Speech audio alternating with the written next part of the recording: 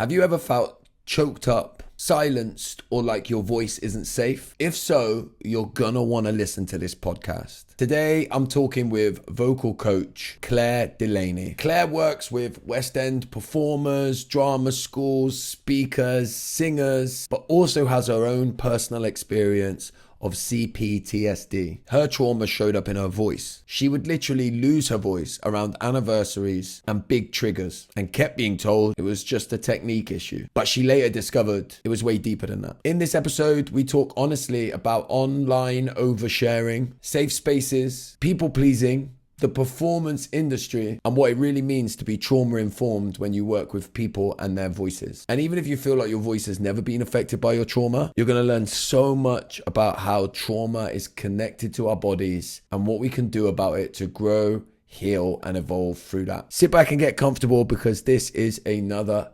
incredible episode, and I'll see you on the other side. Dysfunction is everywhere, in our families, in our cultures, and in our systems. And this is Dysfunctional, the podcast that helps you name the things that most people can or won't see. Let's call it out, break it down, and maybe even start a bloody revolution.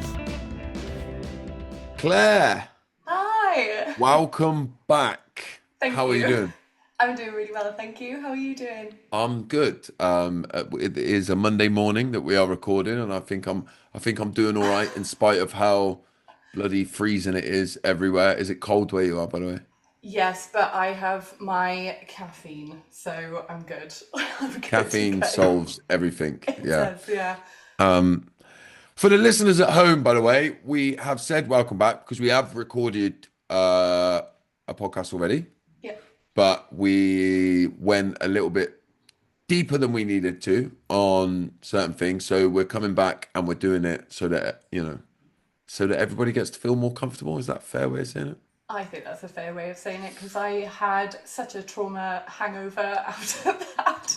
Yeah. Which we were saying just before we hit record, do we say that that we've had this conversation before?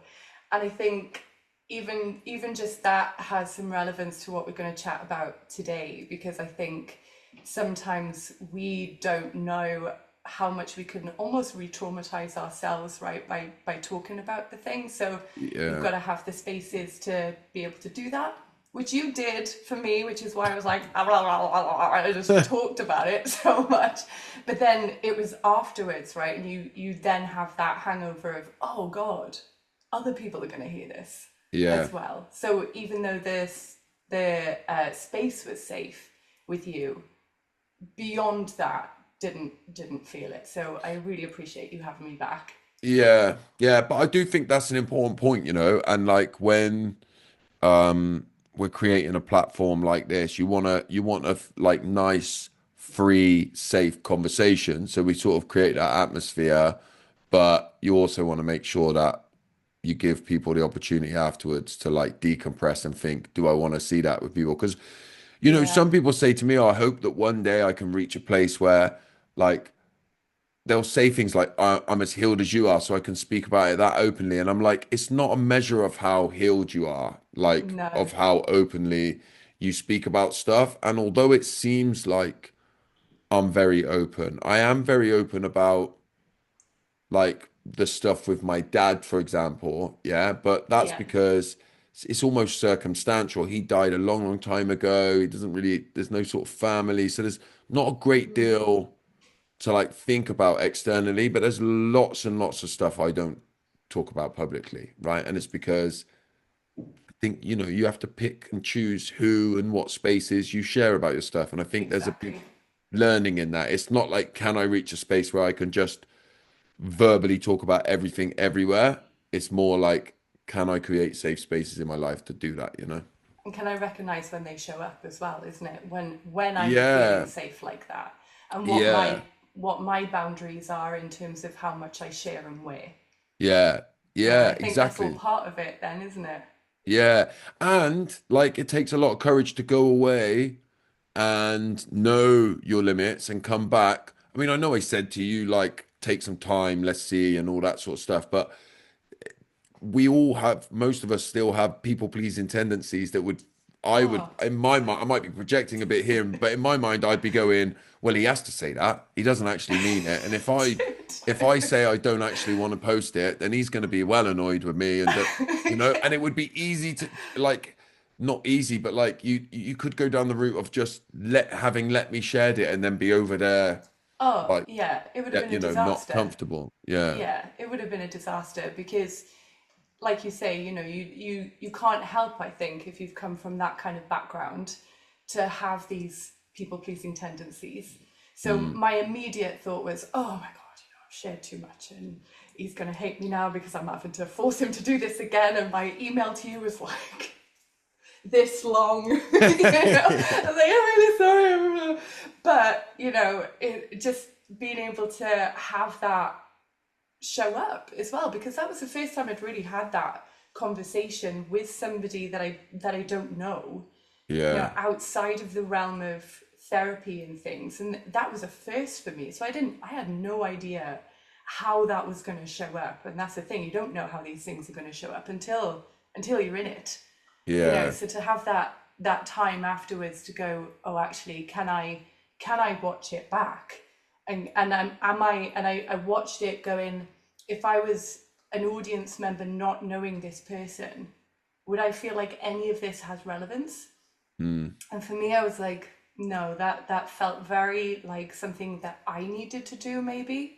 Yeah. It's like part of the next step of my own healing, but how much of that needs to get put out on a public platform? And I think that's kind of key for everyone, really, when Yeah. it comes to this stuff, because we're automatically in this space now of where it's become very easy to share these details, and we don't think about the foresight of everything, of like that shit stays on the internet forever, so Yeah. And there's a lot to be said for that. I just started, I'm about to tell you something, and it's pointless me trying to say it, but now I've started. I'm going to try and finish.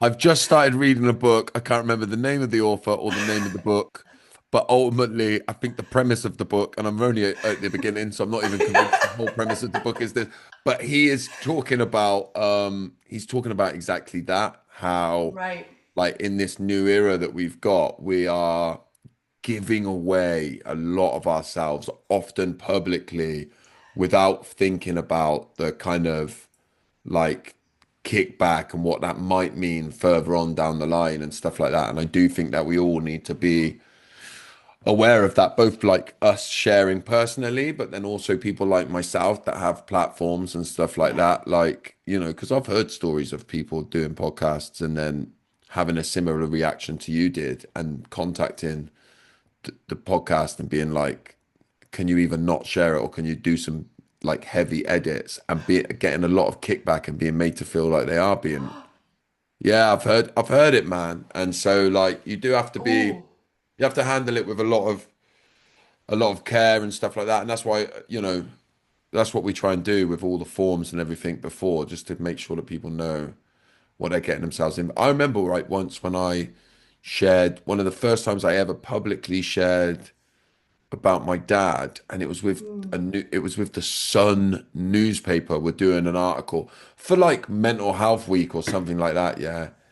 And I just remember when the article came out, and I don't remember what the title was, but it was like horrible about my dad. It was like sensationalizing in the paper, and I remember just feeling awful about it. oh no.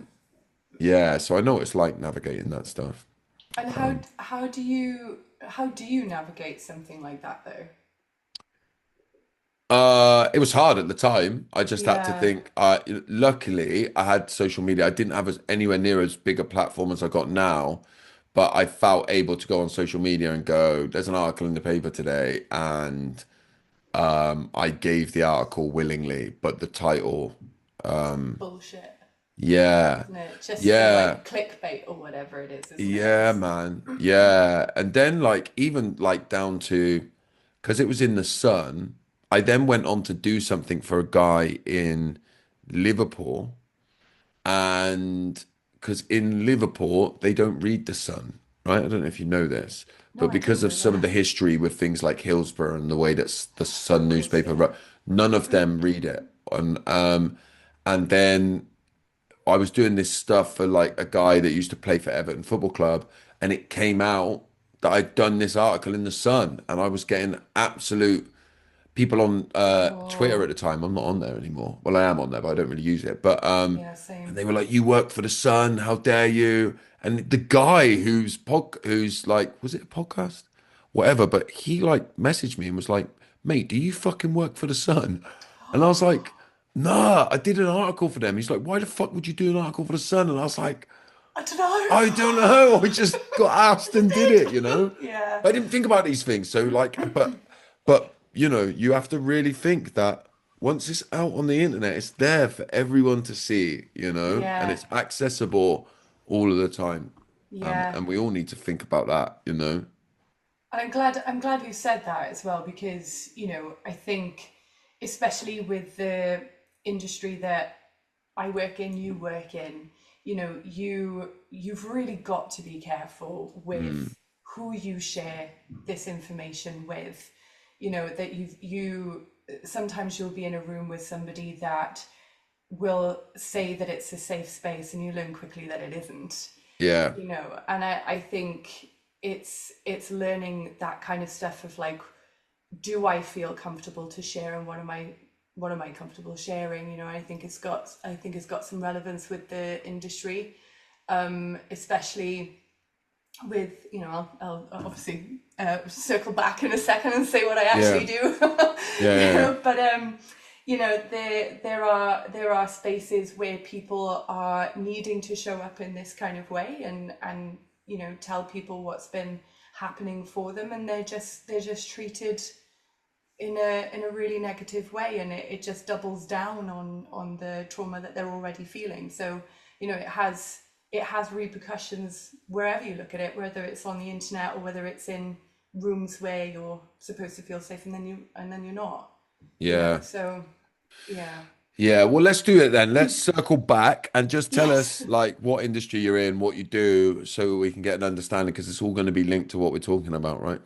Yeah, so I'm a vocal coach, and I'm really lucky. I work with some great professionals in the West End and UK touring productions, and drama school hopefuls as well. But I also have lived experience of C-PTSD, which is something that I would like to talk about today because of how C-PTSD affected my voice over the years, and how that's changed now how I approach my own coaching and how I approach the people that I work with.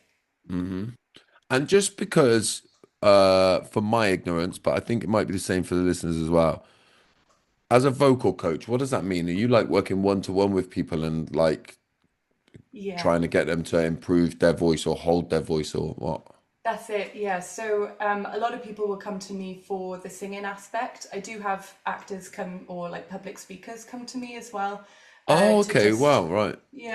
work on their voices, which I'm keen to talk to you about that. But they'll come, and they usually have like vocal issues that they want to fix, or they want to improve something if they're preparing for an audition, or they're preparing for a role that they've got, or they just want to get better at doing the thing that they love to do.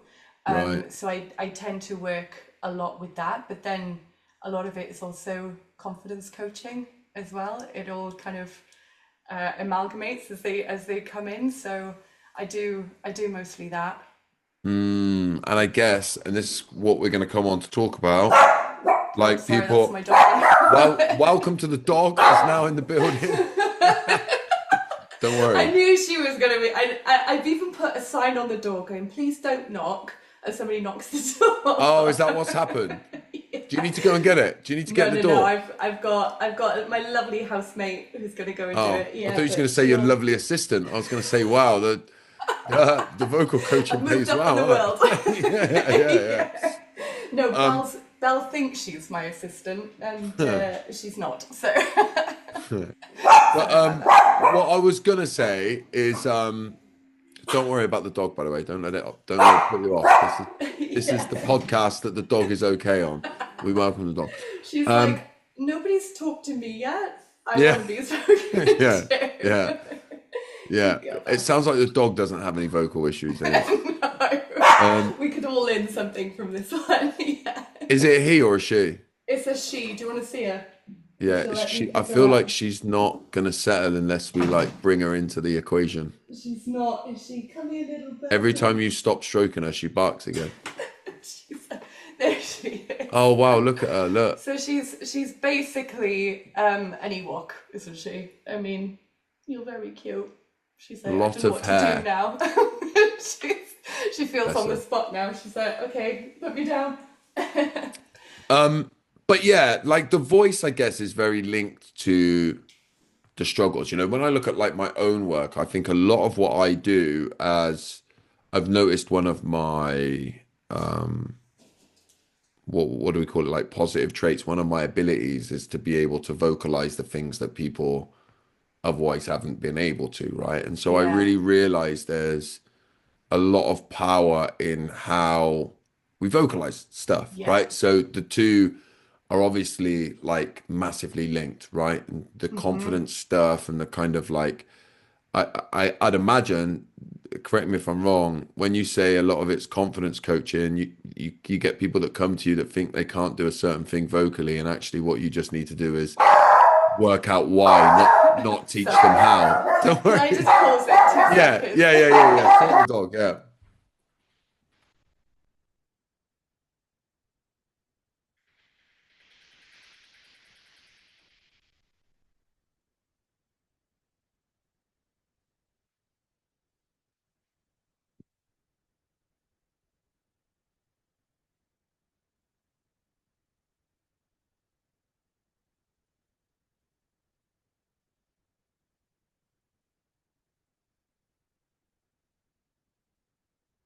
That's all right, don't worry.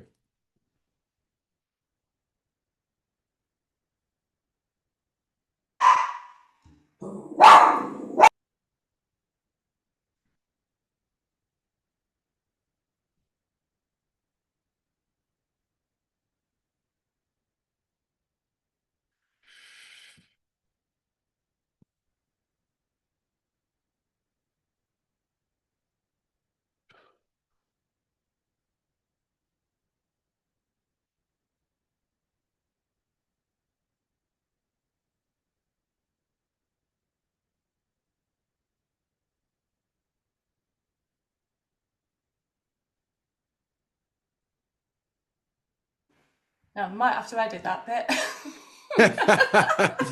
Don't, yeah, don't worry. We'll edit. We'll leave bits of the dog in so people know what's going on, but we'll edit that bit out. The dog, was the dog here last time? No. Oh, I was gonna say we didn't No. hit the dog once last time. She Um, was good as gold last time, but somebody's turned up outside, of course, and she can see them through that window, so she was like, that's yeah, yeah. yeah. I don't blame her. Thank you. No, we're right. So what I was just saying, just to come back to where we were, um, is that a lot, I guess a lot of what you end up doing is trying to figure out why they can't do what they want to do with their voice rather than trying to teach them how to. Yeah, it's a bit of both, but I find like, especially over the last 2 years, and predominantly since last year when I started sharing my own story with PTSD and C-PTSD, I find like the most part of my work now is actually on the nervous system stuff and how that Mm, shows up for them. So they'll really? come thinking that, that they want to work on this particular issue and not actually know why it's showing up for them in the first place.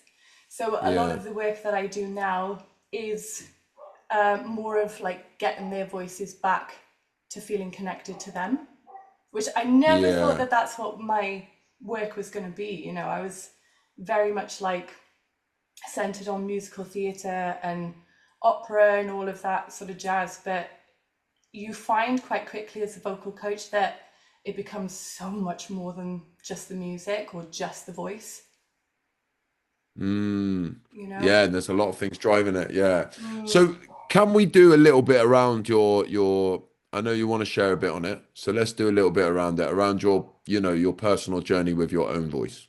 Yeah, absolutely. So, the I'll talk a little bit about the experience that I had growing up and things. I just won't go into all the Yeah. details of that. But so I grew up with an emotionally abusive mother, and from that, my work and my experience and my research afterwards kind of led me to realize, and talking to doctors and stuff, that I had complex trauma as a result of that.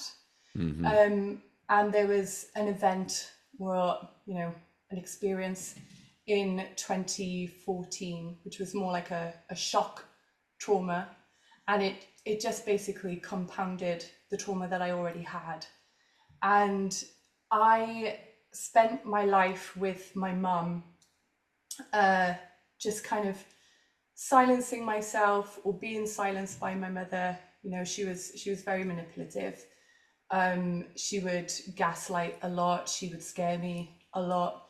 And, anytime I tried to speak up, it would be met with some horrible stuff. And, she would stonewall me for days. So, even if I was saying something to her and trying to get her to talk, she would just completely blank me. So I learned very early on that my voice wasn't safe anyway. And it was very much a tool to try and keep me safe, to say the right things, to try and do the right things for that person.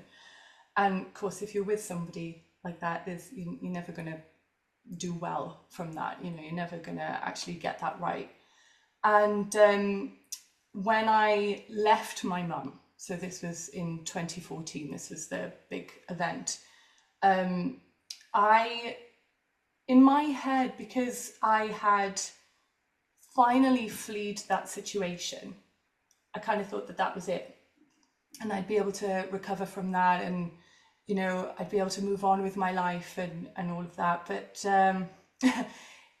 as I have since found out in recent years, trauma just manifests itself in the body, and it can wait until you're actually safe for those symptoms to then start showing up. And it manifested itself in my voice. And what I found was interesting, but also the most frustrating thing as a singer, was that it would show up every year around the anniversary, or if I was triggered by a situation, and I had no idea how to fix it. And I would end up going to ear, nose and throat specialists, because I'd be like, I'm convinced there's something wrong, because that's the problem with this industry, is that they will tell you, not everybody, there is a lot of information coming out now that supports what I'm saying today, but there are people out there that it's like, it must be something you're doing, it's a technique thing and you need to fix it, so the blame gets put on you. So I had that blame for so long of like, it must be something wrong, it must be something I'm doing. And what was the issue you were getting? Sorry, just before you go on, Yeah. like what was happening? You were losing your voice, or what? It's going croaky or something? Yeah, so I was losing my voice. Sometimes it would just cut out completely. Yeah. And I'd get pain from here to here. I'd get problems with my tongue, with my jaw. My jaw would clamp, and I'd get really hot in my face. My audio processing would be off as well. So, and I know people will relate to this, that if they've been through trauma situations, suddenly being in loud environments, like if you're sat opposite somebody in a restaurant, you can't filter all of that out anymore. Yeah. And it's really hard for you to be able to have that conversation with your friend and really zone in, because all you can hear is everything else around you. Yeah. And I was experiencing that kind of stuff all the time. And I don't know if you noticed, like as soon as I started talking about this, by the way, I started coughing. Yeah. I'm getting like, I can feel it still. So even though in my head, I've done the work and I've noticed significant improvement, if I'm talking about that situation, comes up immediately. Yeah, so interesting, isn't it? Yeah, and it would go on for weeks as well, Mm. where it would be the case that I would go then to ENT and say, this, there must be something. I can't sing. I've lost my range. It's really sore. It constantly feels dry. I just, I've tried everything. I can't get it back. And for someone who knew their voice the way that I knew it was so frustrating, because I was like, I just don't understand what is going on. And it had kind of twigged in my head that it could be linked, because it was just so obvious a time when it was Mm. happening, but it just sounded too woo-woo for me, that I was Yeah. like, no, I think it's just circumstantial kind of thing. And I would go to ENT, so you'd have a camera up your nose and down your throat, and they'd have a look at your vocal folds, and they'd get you to sing like an E, right? But you've got this camera down you, and you're trying to swallow the damn thing as well, and then you're just like, eh. It was a horrible situation. And they would never find anything. They would never, Mm. nothing would ever show up, and you'd come out of there going, feeling so confused, haunted by the thing, because you're like, there's nothing there now for me to work with. I can't, if I'm going to a speech and language therapist, what are they going to work on? My voice is Mm. fine, technically Mm. fine. And they call it now, since doing the research, they call it psychogenic or functional voice disorders. And it is a thing. Right. Okay. Well. It's where the Yeah. larynx itself looks healthy, but the voice is frightened, essentially. Wow. Mm. It's so interesting, by the way, that as a culture, we have to like they have to put a name to it to make Yeah, it like because we live in such a materialistic society. Until somebody gives it a label, it's all in your head, right? Which yeah. is like, were you within the industry that you're in, right? Were people literally telling you it's obviously this must be like, did you have a vocal coach, or were you like seeing vocal coaches and they're saying, well, obviously keeps happening because you're doing something wrong? Yeah, I've had several coaches over the time, because it just got to that thing where I knew in myself, even though I couldn't put a label on it because I didn't Mm. know anything at that time, even though I knew in myself that there wasn't something wrong that I was doing, these teachers would constantly say, well, I mean, I had one teacher say to me, "Don't bring that shit in here," when I tried to talk about how I think it might be showing up for me in my voice. They were like, "Don't bring that Wow. shit in here," and Wow. that just that caused me to double down on my tension, and feeling like I couldn't express myself. And it would always come down to, it must be something to do with your technique.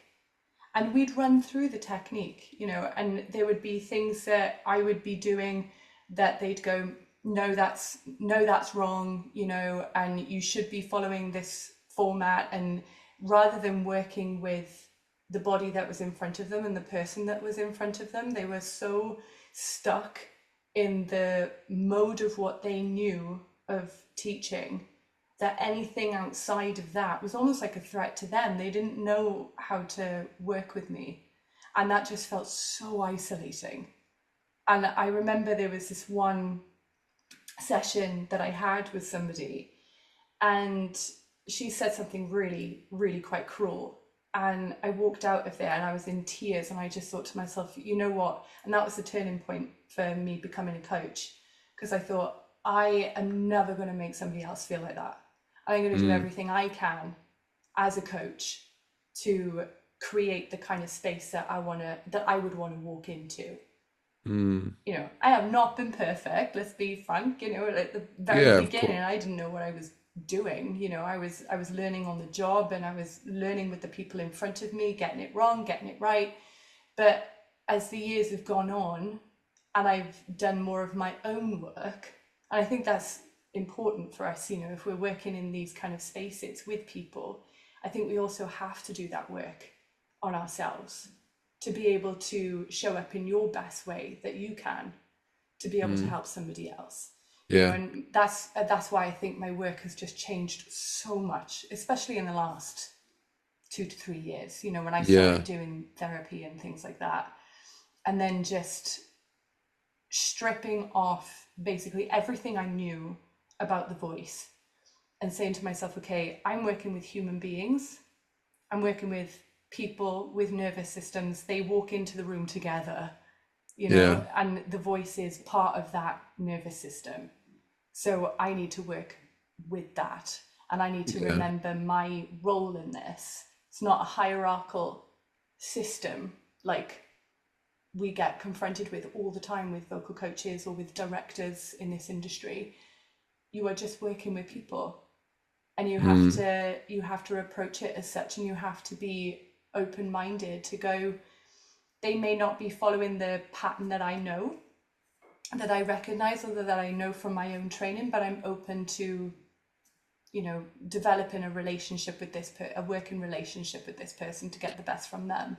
Yeah, yeah, you got to create, I guess it comes back to, and this is why what we started off talking about in terms of like re-recording and stuff like that, Yeah. it's how it's all linked, right? Because what you Yeah. need to do, I guess, is create a relationship of safety so that they feel safe to like re-explore it. Before we come to that, because I do want to get into that, what, so you got to a place where you're unable to sing at certain times, right? You're Yeah. completely unable as a result of this.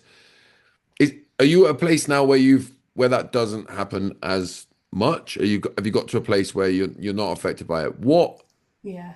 is the work? Can you pinpoint the work that you've done to make that happen on yourself? I would say I can't pinpoint it. Yeah, It felt like CBT therapy that I had last year was the final push yeah, to really propel me forward with that. But it wasn't until afterwards that you go, oh, okay, now the work starts. Now I've actually got to put all that into practice.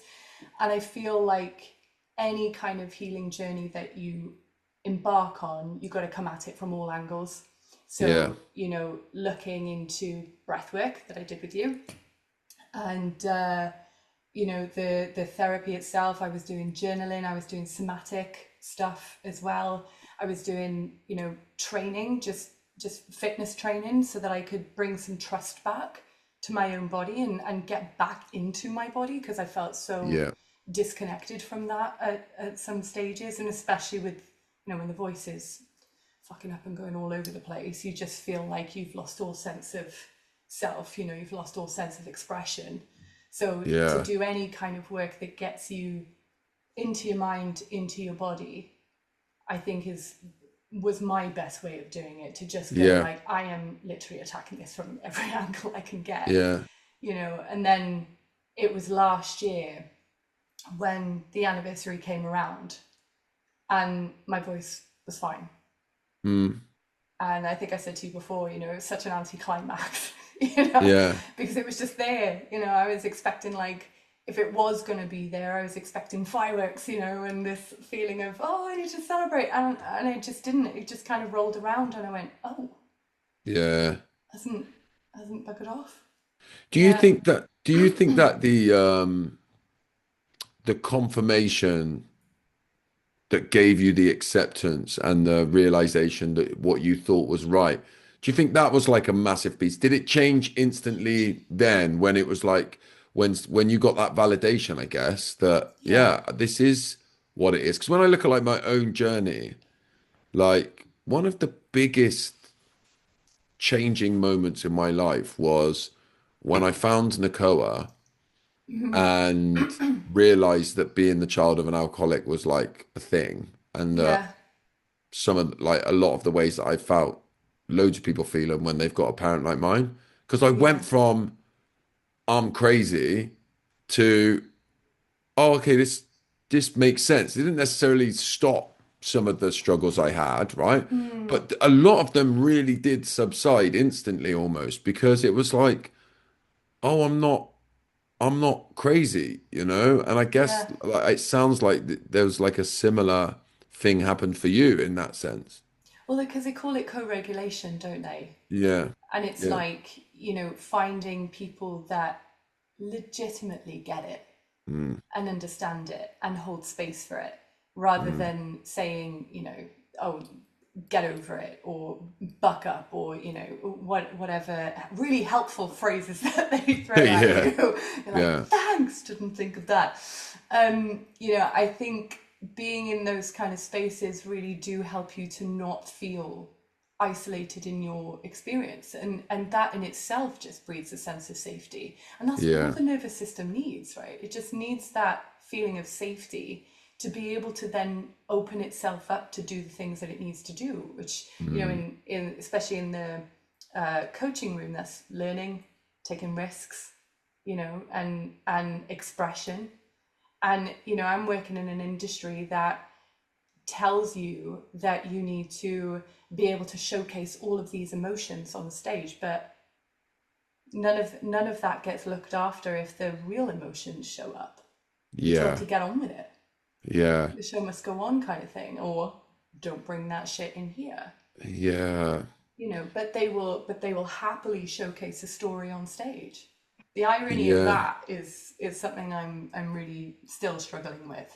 Ah, so you probably often get these times when you've got some sort of stage show that's all about raising awareness for like emotional well-being or mental health or whatever it is, and you've got a bunch of Yeah, people on there who are all suffering and being told the show must go on. You got to get on with it. yeah. It doesn't compute, does it? Yeah, I mean, I think there's lots of instances actually in our society. It reminds me of the fact that Children's Mental Health Week falls on the same week as the SATs tests in England. Do you know that? It's just one of them ironies where you're like, Makes can sense, though, nobody doesn't see it? this? Like, you can't fucking have Children's Mental Health Week when they're testing the shit out of all these kids. You know what I mean? Yeah. Like, It's can nobody see it? Nobody see the. but is it that they don't see it, or they choose not to see it? Yeah, I think that in a lot of cases, we collectively as a society just take the easier road, Yeah. right? Take the Yeah. easier road rather than having like the difficult conversations and challenging ourselves. And I guess when you're talking a whole industry as well, you're asking a lot of people within that industry to be like to ask themselves, what role am I playing in this? Yeah. You know what I Yeah. mean? And I think Exactly. that's what that happens a lot. Whenever, in order to look at something, individuals will have to look at themselves. It's easier to just join in as a group and pretend to go to look over there, Yeah. and to not look at the difficult truth of stuff. Yeah, absolutely. And you see that such a lot in the coaching industry as well, because the the fix-all that they have for themselves is that I'm not a therapist. And it's like, Yeah. yeah, brilliant. Okay, we don't need you to be a therapist. You need to have your own ethical scope of what your work is. And I'm all for that. But that doesn't mean that you then shut that person down. Yeah. That literally the only thing that you need to do is educate yourself with who you're working with, and not, you don't need to know their stories, you don't need to excavate all their history for that, but you need to understand, I think now, especially having doing all the work I'm doing, you need to understand how the nervous system works, Yeah. to be able to legitimately hold space for somebody, not just say that you're going to, Mm. and it encourages people then to show up properly, and show up in the ways that they feel safe to do that. Mm. Yeah. It's such a complex issue, but I think if you're working with people, then you need to realize that that you're in the feelings business, right? Yeah.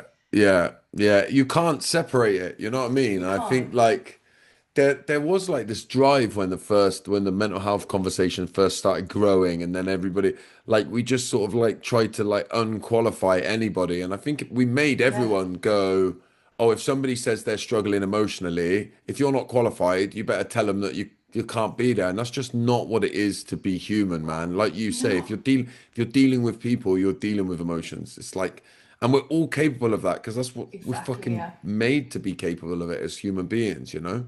Yeah, and I Yeah. think if you work in this industry and you really genuinely struggle, with people showing up like that, you do need to question whether this is something that you can contain yourself right now. Can you Yeah. handle this right now? And if you can't, like I couldn't, there were times in my career in the start where I couldn't hold it. I didn't know what I was Yeah. dealing with. I didn't know what to do. But then, not saying that I have all the answers, but it was like, you go down that path then of going, I need to educate myself. This is a pattern. This keeps Yeah. showing up. And if I want to stay in this job, then I need to make sure that I'm here in exactly the way that I need to be, because this isn't going to go away. Yeah. So if you're in that kind of space and you can't hold that, then I think that's when you can say to yourself, right, I've learned, say in my industry, I've learned voice science and I've learned body science. What's stopping me from learning the next bit? I don't have to be an expert. I don't have to, I never have to try and diagnose. You shouldn't anyway, right? You shouldn't ever try and diagnose someone's trauma. It's not your job. You don't have to fix it. You don't have to analyze it. You just be there in that recognition that this could be showing up for people. There was a wild statistic that I saw, which was like, there are 1 in 5 people that are walking around with trauma that we know of, versus 1 in 8 who are left-handed. So you're more likely to come in contact with somebody who's been traumatized than you are somebody who's left-handed. Yeah, it's crazy, that is, isn't it?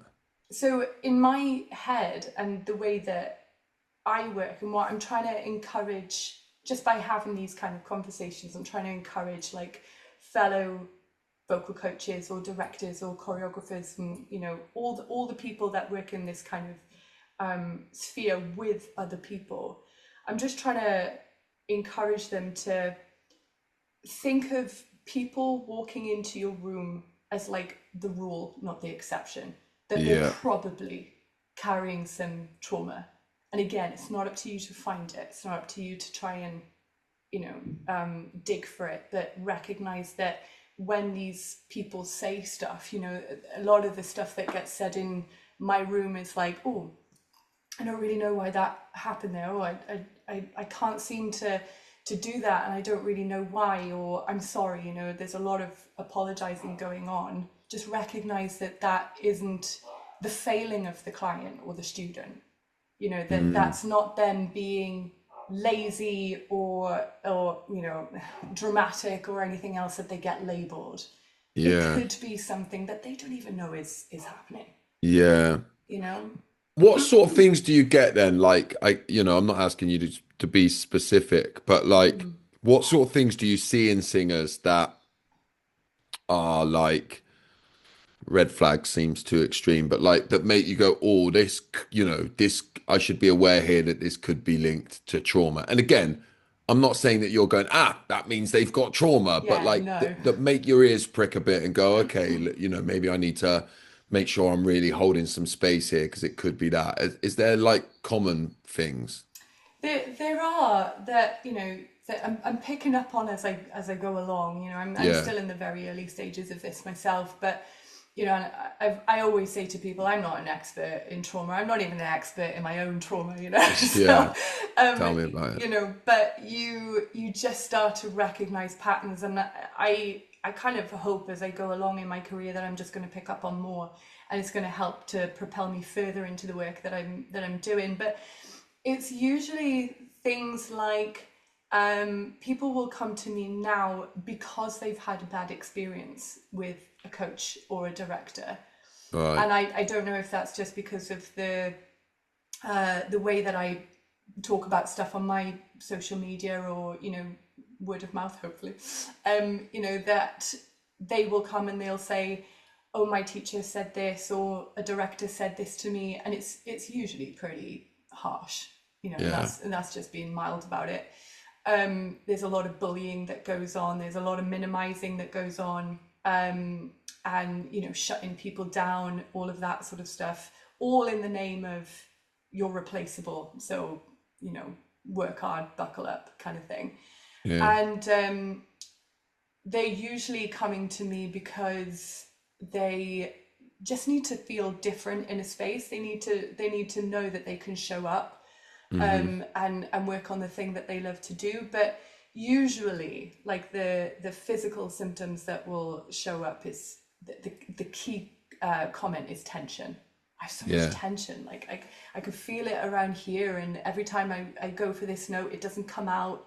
Or I'm trying to say something, or I try to voice something to my director, and I just clammed up, and we said this on the last one. We have the language for that, that we say things like, I got choked up, got a lump in my throat. All of these Yeah. things are there because it's based on fact.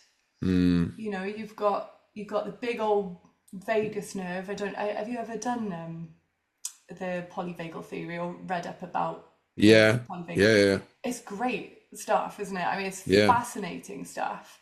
And that vagus nerve, which I love the fact that it's called like the wandering nerve or something. It's just like Yeah. it's just wandering aimlessly around the body, like, and but that innervates your lungs, your heart, your larynx.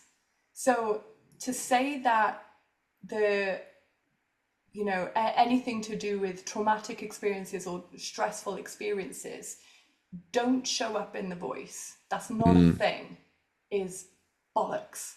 Yeah. Because you've got a direct nerve that overlaps that, right? That source of communication and the stress response. It Yeah. overlaps, and the stuff that comes up in the studio is all kind of based around that these days, that they can't, especially people in the industry who feel such pressure to be able to perform and to be perfect, and for the voice never to go wrong, or for their dancing never to go wrong, or whatever.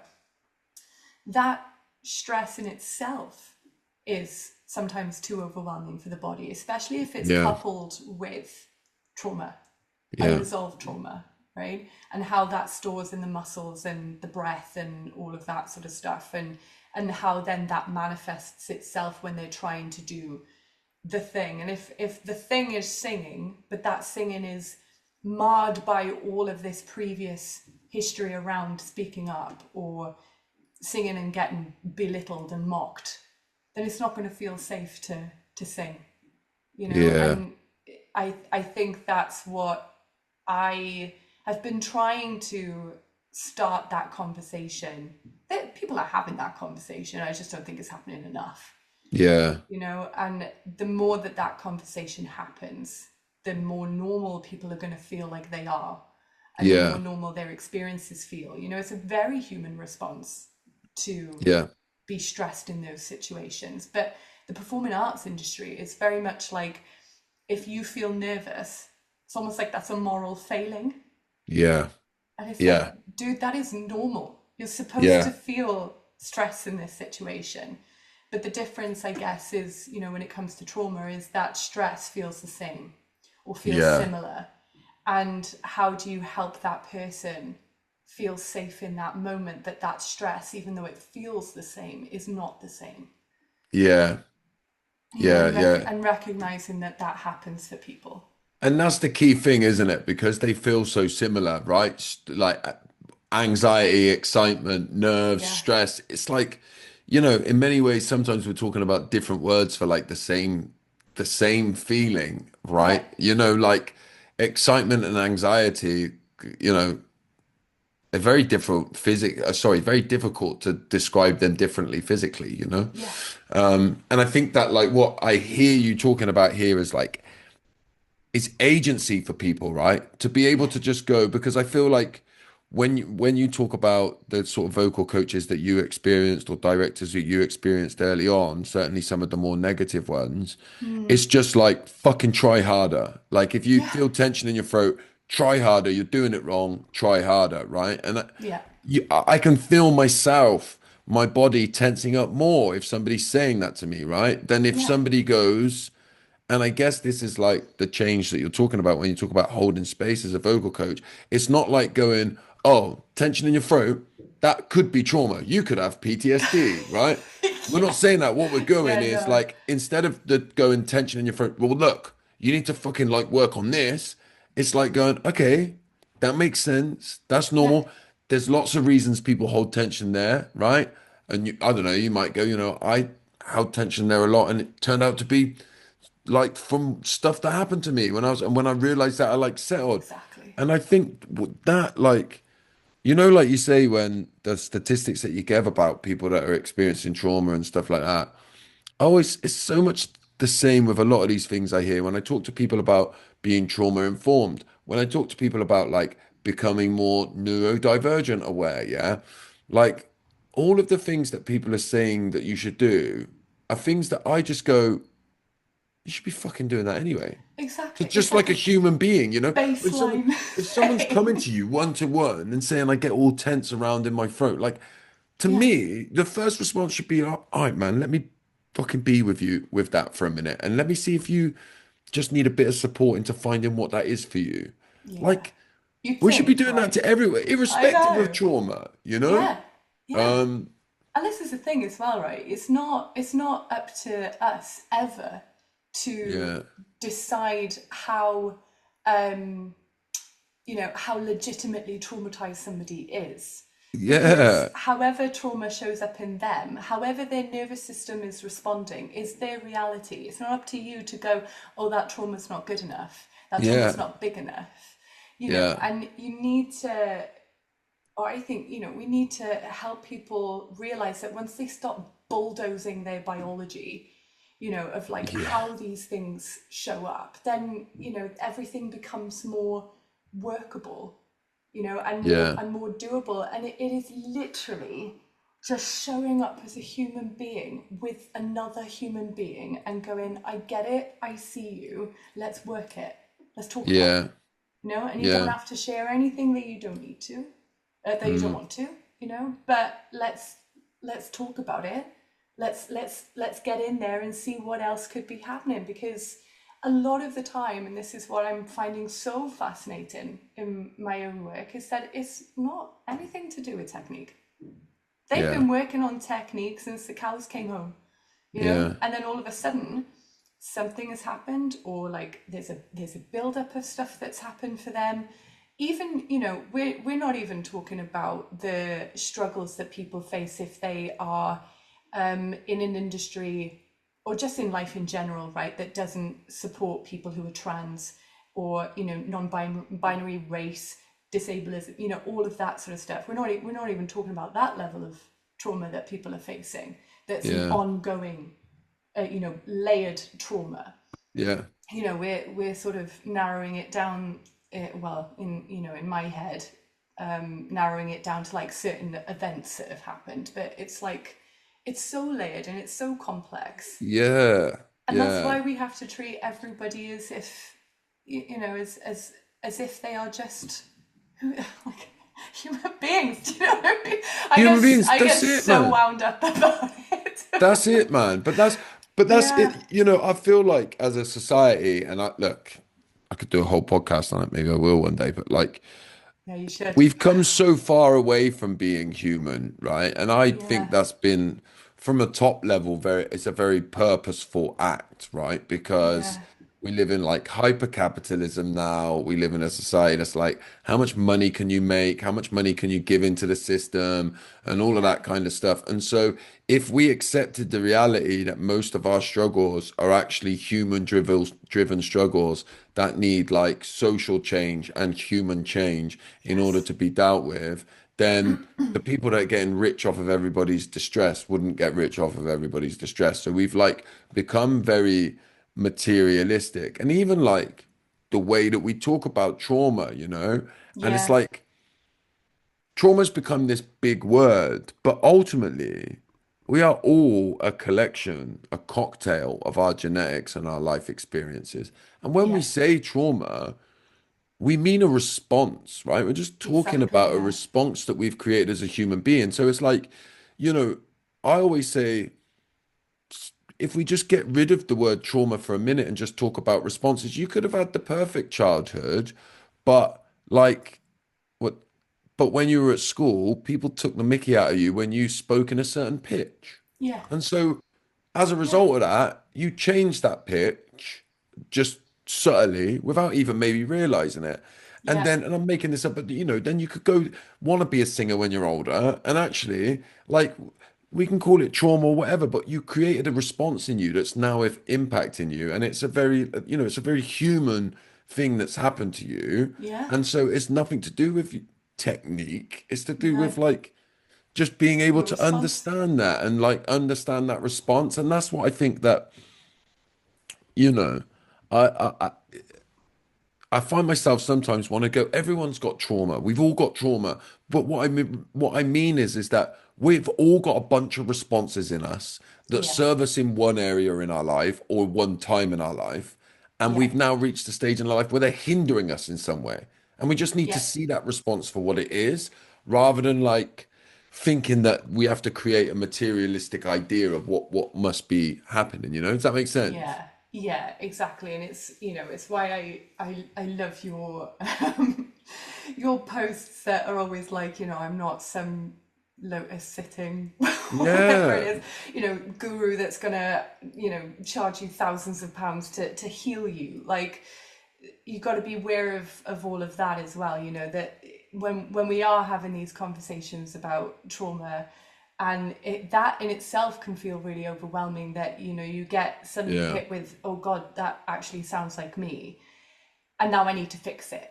Yeah. We're very much in like, I need to fix it mentality, I think, these days. And you're gonna, if you're feeling vulnerable, you may end up going down that path. And I'm like, please be careful again who you're sharing that information with, because there are people out there that are treating trauma like a number, Yeah. that a little, something for their bank account. And it's Yeah. you've got to be careful with stuff like that. It is interesting though how you said, you said something about being a kid and changing your pitch Yeah. because of something that somebody said, and you said, oh, I'm making stuff up now. But I actually did that. Yeah. I Yeah. did Yeah. that after the situation with my mother. Mm. And I, because of the way that I experienced the trauma with my mum, she made me scared of everything. And I really felt like everything was a threat, and Yeah. everybody was a threat. And I was just essentially just living in my head of like survival, and checking everybody's reactions and things, and kind of trying to fit myself into all of that, and all of that sort of stuff. But also, I felt like my voice was giving me away, that I still felt like a kid. So I Yeah. would manufacturally like lower it to sound Yeah. like I had more authority, and not, don't mess with me, because I was Yeah. obviously hurting, and I was obviously scared. And that lowering was my way of being like, no, you know what, don't come near me, I Yeah. and in that protective mode, and you don't even realize you're doing it until Nah. years later, and you're like talking like bloody Barry White. Yeah. You Yeah. know? Well, I do the same. I mean, I think mine probably started when I was a late bloomer in terms of like when I went through puberty. Yeah. So all my mates started getting these deep voices. And so as a Yeah, boy, I really deepened my voice when I was younger. And I think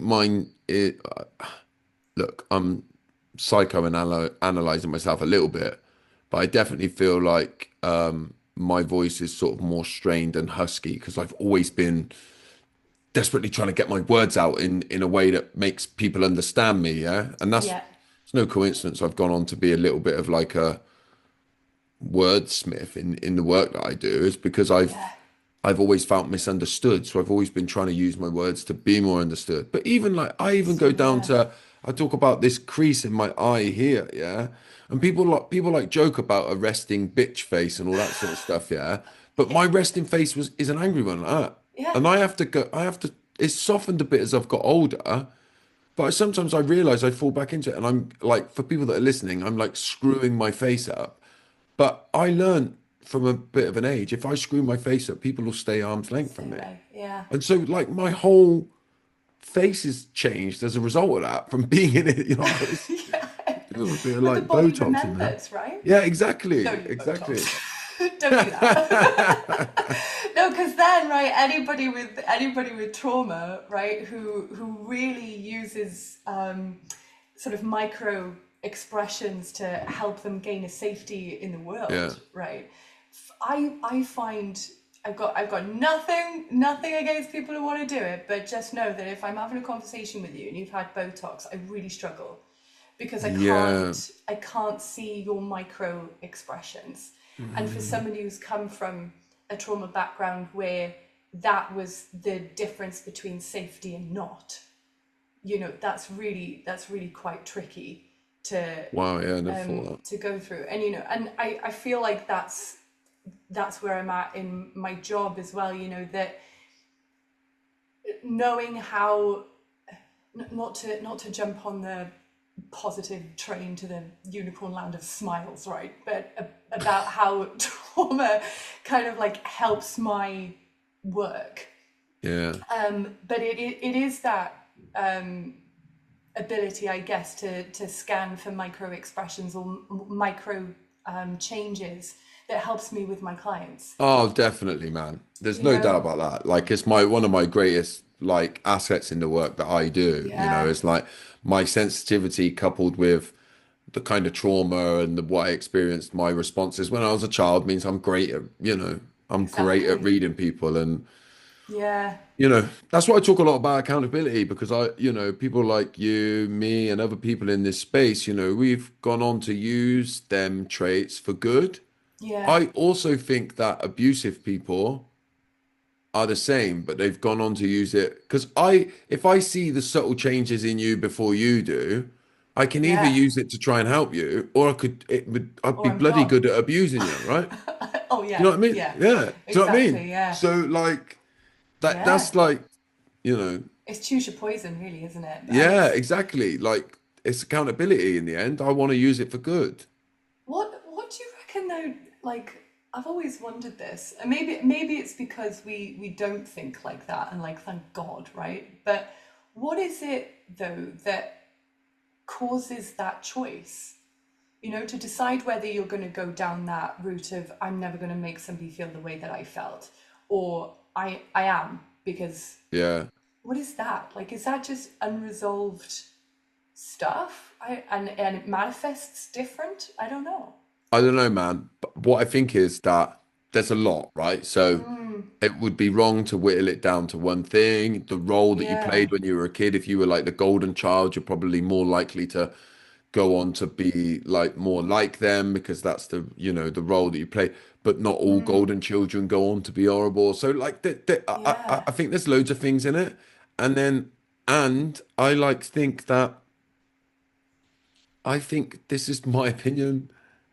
I think there's good and bad people in the world. And I just think that like Yeah. and as a result of that, I think we should be honest about that. And then I think we should try and be good people. I think we That's should try what, and be, and if you don't, I think you should be judged as somebody who doesn't try and, you just yeah. try and be a bad person. And like, if you ever want to help yourself, I'll be there. I'll be Yeah. there trying to help you. But if you Yeah, don't want to help definitely. yourself, there's too many people that are. There's lots of people who do bad things and have become not very good people who desperately are trying. Yeah. And I help them people myself.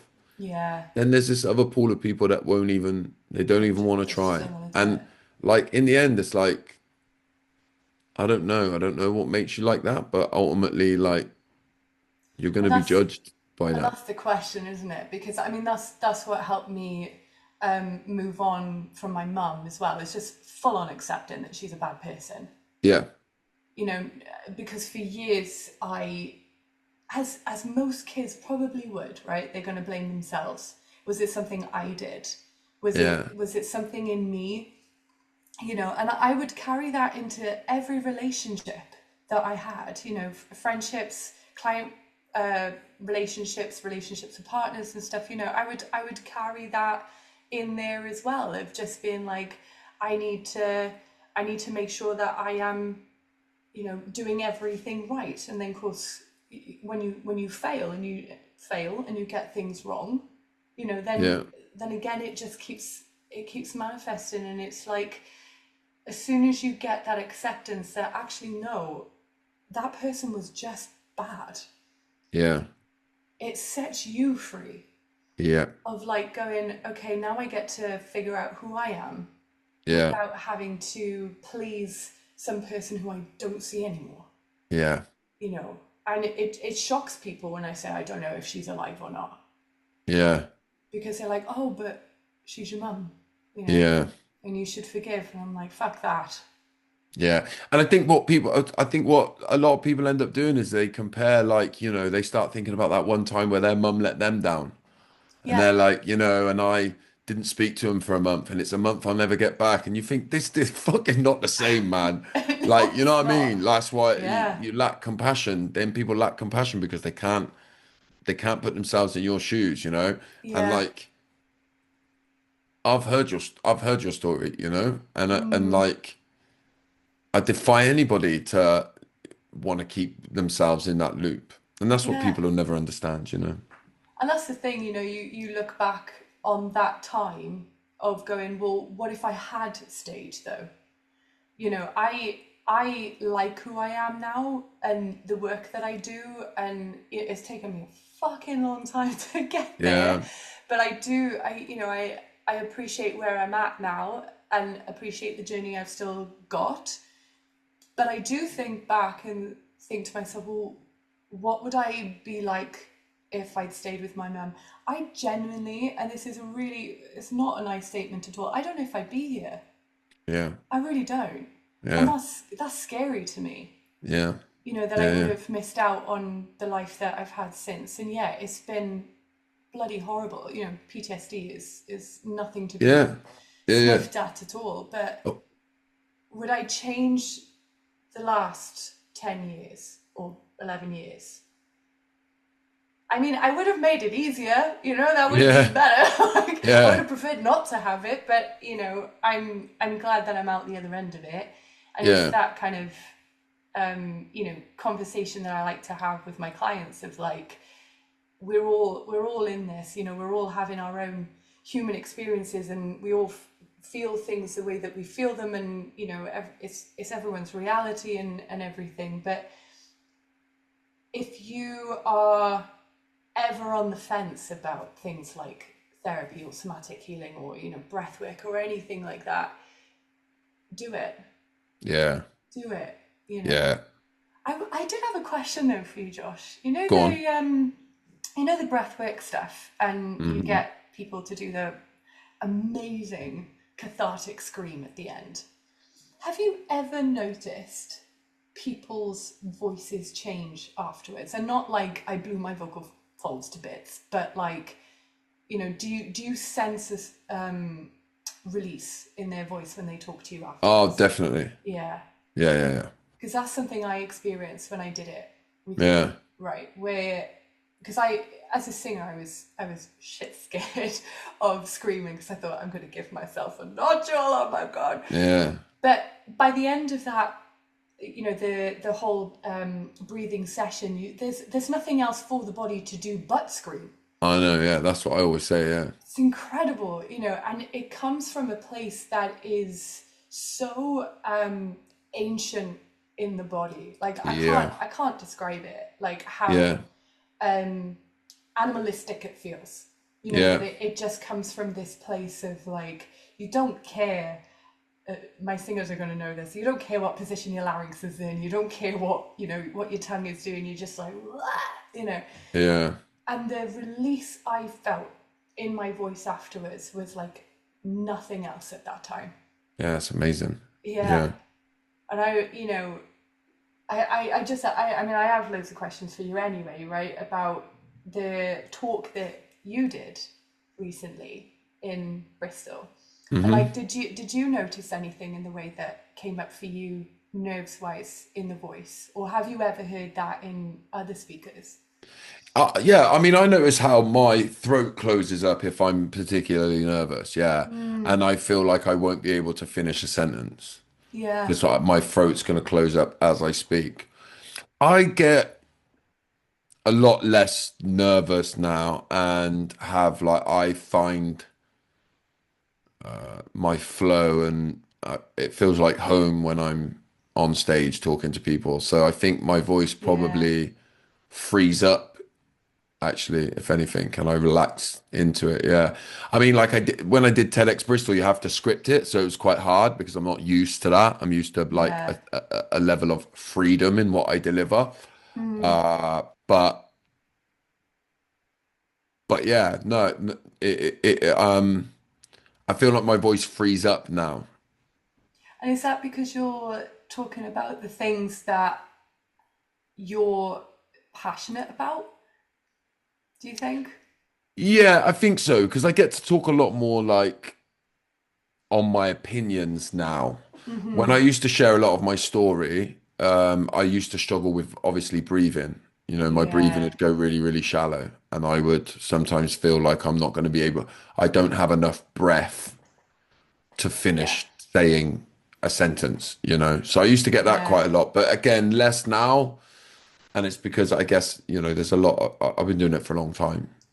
And it's your body recognizing that you're not in that threat situation. It's Yeah, recognizing the safety in that, isn't it? yeah, yeah, yeah, You yeah, know, and it's going back to that thing of when you said that my breath feels shallow and everything. That's something that singers experience a lot as well, you know, and they're constantly in this thing where they feel like they have to fight that feeling.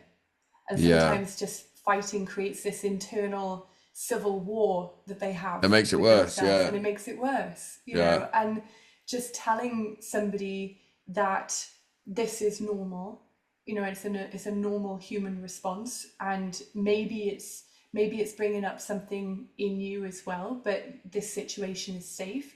And the more you are in that safe space, the more that nervous system learns to calm down yeah. and to regulate itself, you know. And it's interesting how as time has gone on you found that has happened for you. And I think Mm.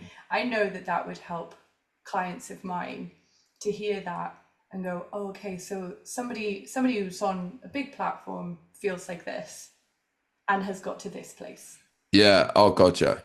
Yeah, you yeah, know. yeah, yeah. And And it, you can I see it in think the way that go particularly, on. I think, sorry, I've interrupted you a bit there, No, but, go but for I it. think particularly it depends on the audience as well. Yeah. Yeah. So if it's one of my own sessions that I've sold tickets for, I'm so relaxed because I know everyone wants to be here. When I'm going to speak at a corporate event and I've got a room full of 100 people that I know might not be interested in what I'm saying, then I feel it. Yeah. Then I'm short Yeah. of breath. Then I'm like, you know, it takes me a little while to ease into it. You know, I'll do a couple of icebreakers at the beginning, and if they work, I'm away, and if they don't, I can be quite tense the whole time. Yeah, Because that yeah, comes back definitely. to your people pleasing, doesn't it? Yeah, That, you know, if these people show appreciation for what I've just said, then I'm safe. yeah, And if they exactly. don't, then I'm not, you know. And Yeah, it's that direct correlation between something that's happened to you in the past, isn't mm, it? And then that moment of going, right, I need to get these totally. people on my side because that equals safety for me, Yeah, you totally. know. And uh, I felt that I don't know if you've noticed the change in how I'm speaking when I'm talking about my work versus Yeah, how I was talking about my mum. yeah, Right, when I was talking about my mum and Belle was barking and then she was barking back here, and I was just I felt my whole system just go, yeah, I'm gonna piss him off. I'm, you know, everybody's gonna be annoyed with me yeah, and blah blah blah. And then as soon as all of that kind of settled down, and you know, I had control over what I was talking about, that it got the lid got put back on it, and then yeah, I was talking about the things that I felt comfortable with, that I know yeah, because I've been working that industry for a long time now. My nervous system just went, yeah, and it's totally. just helping people to, you know, recognize that these things are biology. You know, your system does this to protect you. Yeah, It's not a fault that you mm, have.